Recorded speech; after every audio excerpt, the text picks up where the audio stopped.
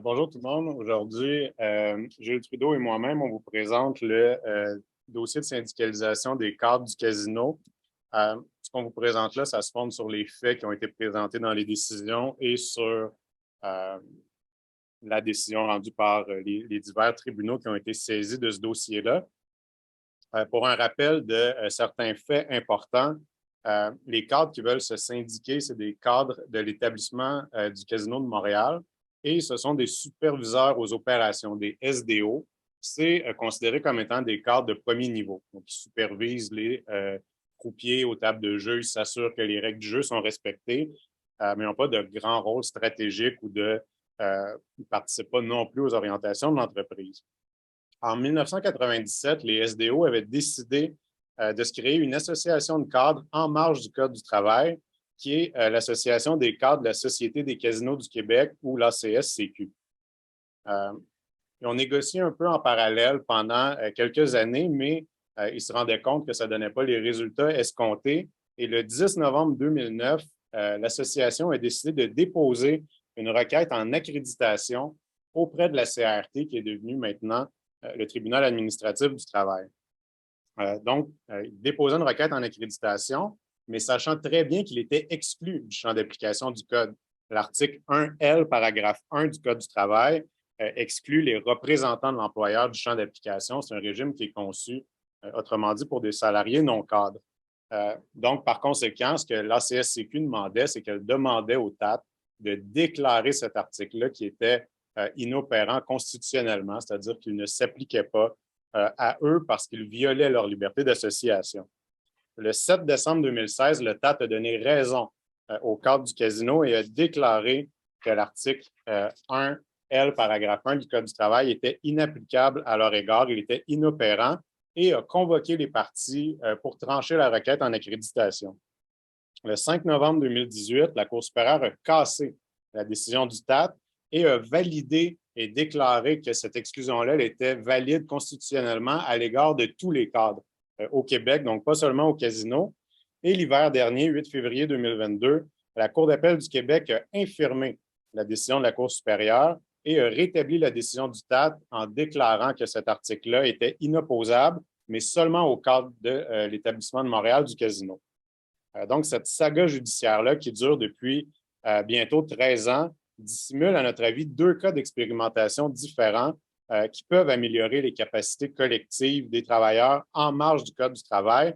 La première expérimentation se fonde sur la Charte canadienne et porte sur le contrôle, la constitutionnalité des lois. Et je vais laisser mon collègue Gilles vous présenter cette première expérimentation-là.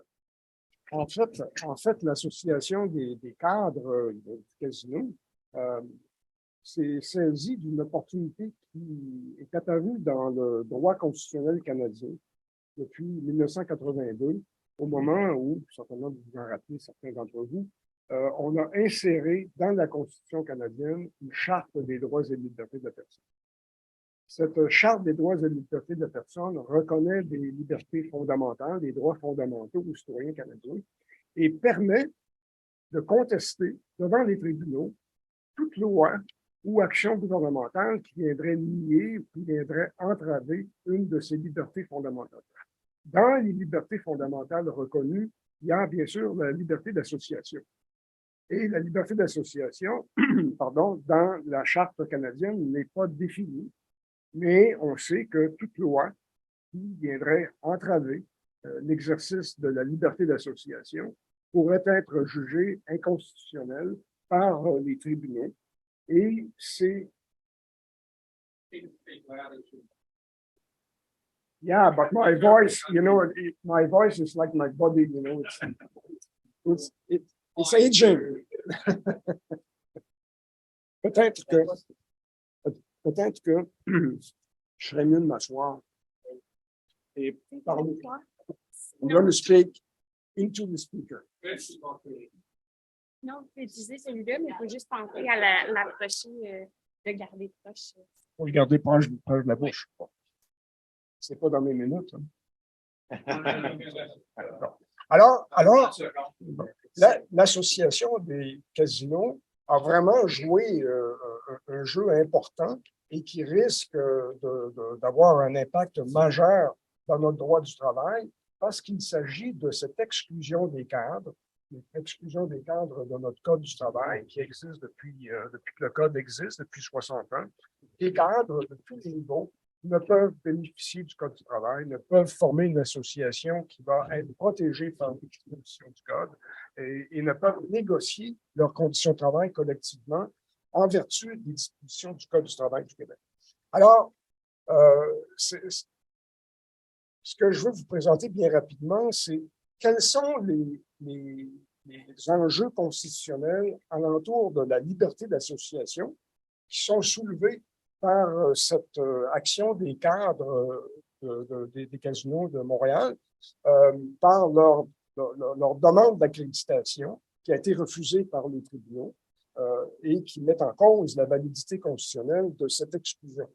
Alors, la liberté d'association non définie dans notre Constitution a fait l'objet de plusieurs décisions des tribunaux depuis qu'elle existe. En fait, les syndicats, dès l'adoption de la Charte en 1982, les syndicats ont tenté d'invoquer la liberté d'association pour faire invalider des décisions étatiques, gouvernementales, dans nos lois du travail, comme par exemple des lois de retour au travail quand on décide qu'une grève a duré trop longtemps, et notamment cette exclusion de certains salariés, de certains employés des lois du travail. Et c'est la Cour suprême du Canada, et là, on parle d'un droit qui est élaboré par les tribunaux. Là. Et ce droit-là, il est élaboré alentour de la définition de la liberté d'association. Ce que l'action syndicale devant les tribunaux a provoqué, c'est une prise de conscience par les tribunaux de ce que signifiait la liberté d'association et est-ce que, en protégeant la liberté d'association sur le plan constitutionnel, le constituant, notre Constitution, protégeait aussi l'action syndicale de la négociation collective. Et les tribunaux ont dit non. Tout d'abord, en 1987, il y a eu trois grandes décisions de la Cour suprême du Canada disant ce que protège la liberté d'association, c'est le droit de s'associer librement, sans entrave, mais ça ne protège pas les activités des associations, comme négocier une convention collective. Et 20 ans plus tard, un coup de théâtre, la Cour suprême a renversé ses propres décisions de 1987, donc en 2007, décision très importante de la Cour suprême qui dit, finalement, la liberté d'association qui est incluse dans la Constitution canadienne, elle doit être interprétée comme incluant le droit à un processus de négociation collective.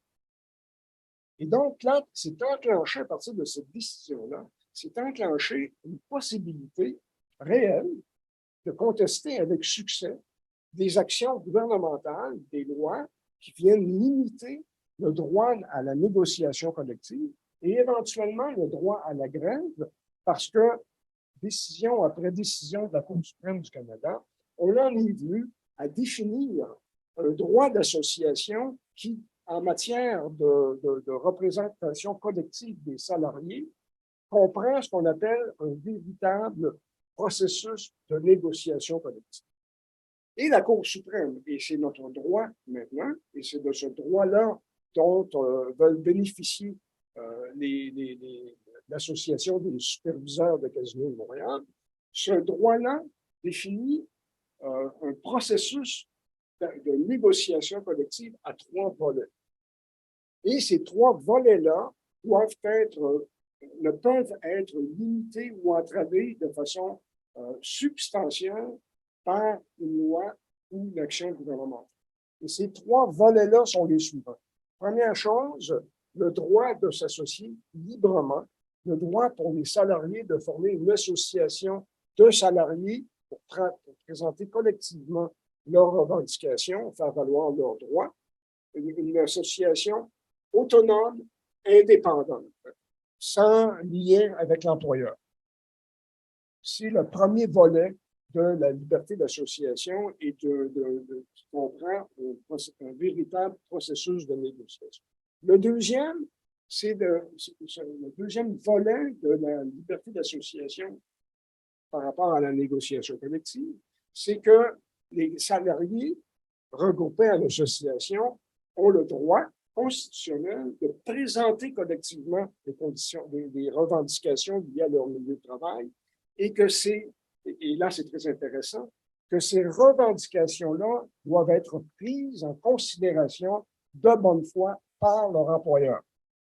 Donc, il n'y a pas juste le droit de présenter des revendications collectives, mais il y a le droit d'être entendu et que c'est le droit que ces demandes, ces revendications soient reçues de bonne foi par l'employeur. C'est-à-dire que l'employeur est obligé de céder aux demandes, mais il doit les considérer de bonne foi, répondre à ces demandes-là. Et le troisième volet, et c'est peut-être le plus spectaculaire compte tenu de nos lois du travail, ce troisième volet, c'est qu'un véritable processus de négociation collective doit comprendre le droit de faire la grève.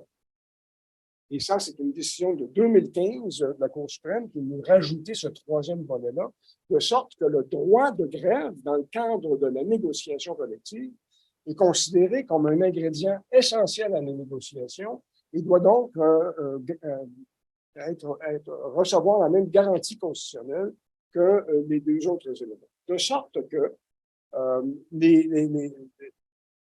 ce qu'on a plaidé avec succès devant la Cour d'appel, chez les cadres de premier niveau, c'est que l'arrangement de leur négociation collective tel qu'il existait à l'extérieur du Code du travail, c'est un arrangement volontaire, on a dit, ça ne rencontre pas le fait de nous exclure du Code du travail fait en sorte qu'on ne bénéficie pas, à cause de l'État, d'un véritable processus de négociation collective.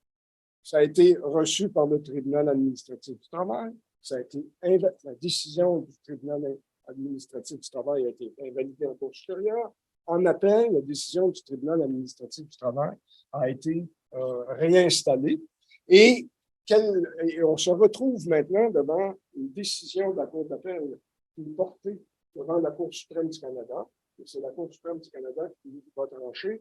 Mais qu'est-ce qu'on a décidé à la Cour d'appel, suivant le tribunal administratif du travail, là, on a décidé que cet arrangement de négociation volontaire qui prévalait entre les cadres de premier niveau et leur employeur, et ça ne rencontre pas les exigences constitutionnelles.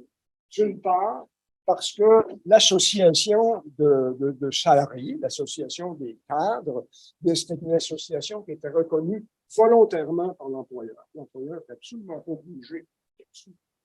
Puisqu'on n'est pas dans le Code du travail, il n'y avait aucune obligation pour l'employeur de reconnaître l'association des cadres de négocier avec eux.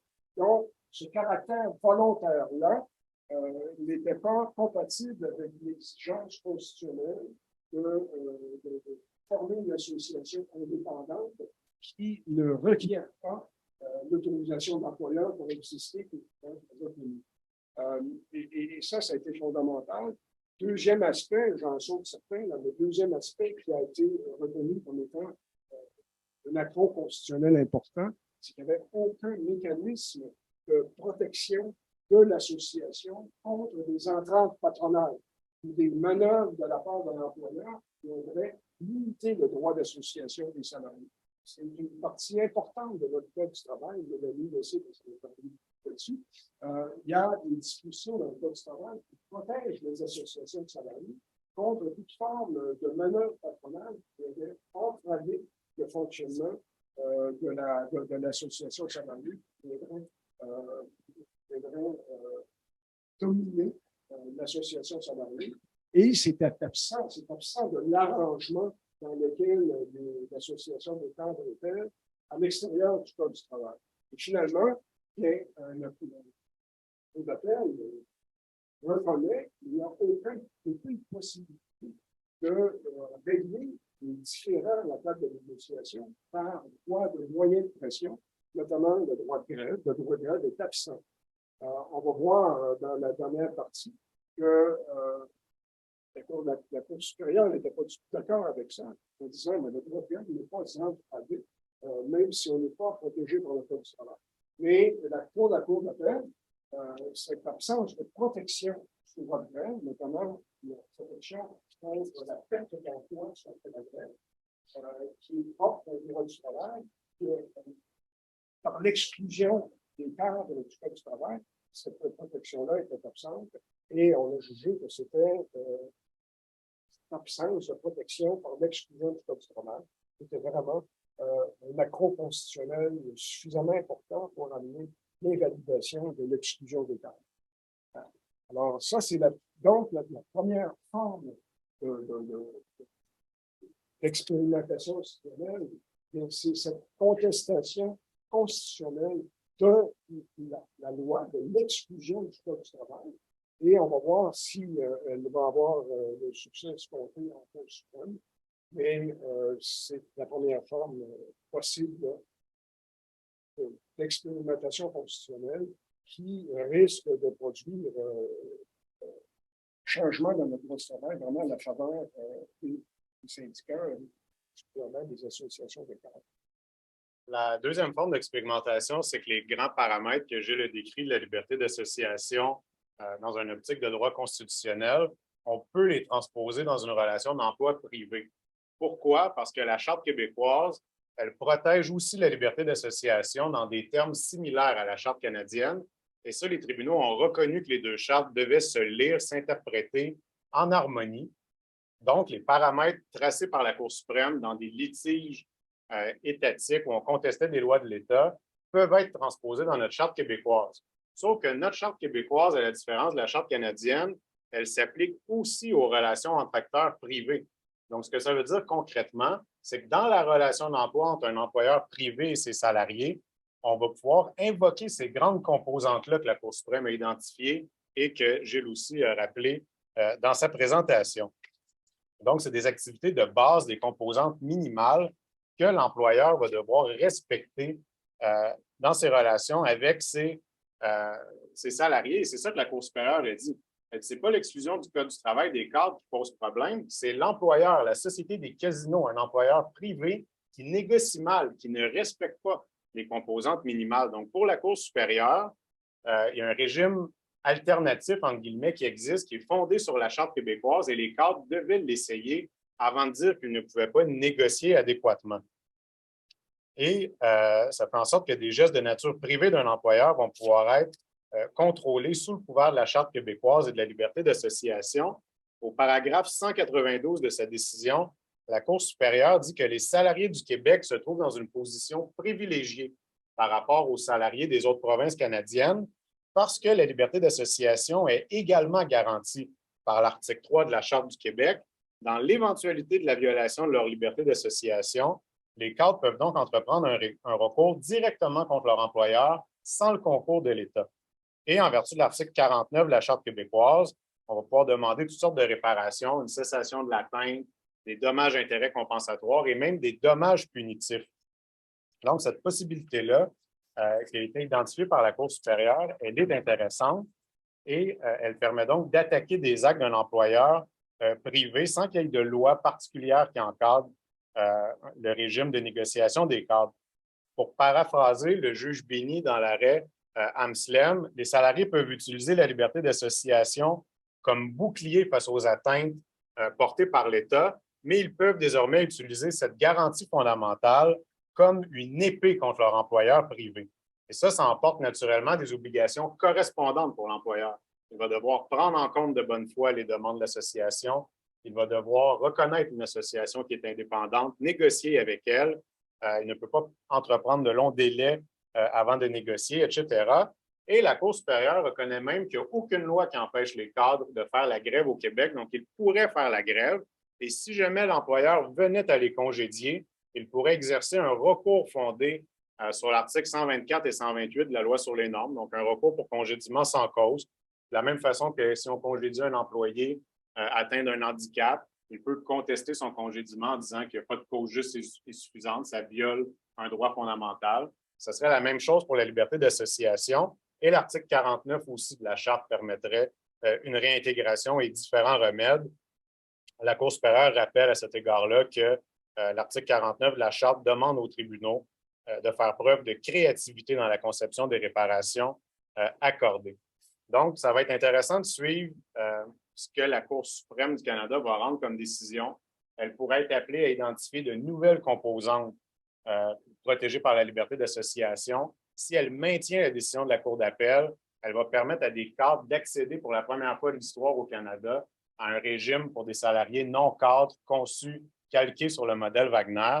Donc ça va être très intéressant. Ça va amener un nouveau paradigme dans les relations de travail. Et dans tous les cas, le régime alternatif que la Cour supérieure a dégagé, qui se fonde sur la Charte québécoise, ce régime-là continue de pouvoir s'appliquer, de pouvoir être exploré et utilisé.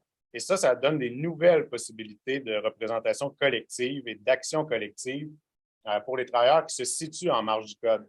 Donc, il y a les cadres, mais il y a aussi tous les travailleurs précaires ou d'emploi atypiques, par exemple, ceux du capitalisme de plateforme ou ubérisation, pourraient tenter de négocier en se fondant uniquement sur la Charte québécoise.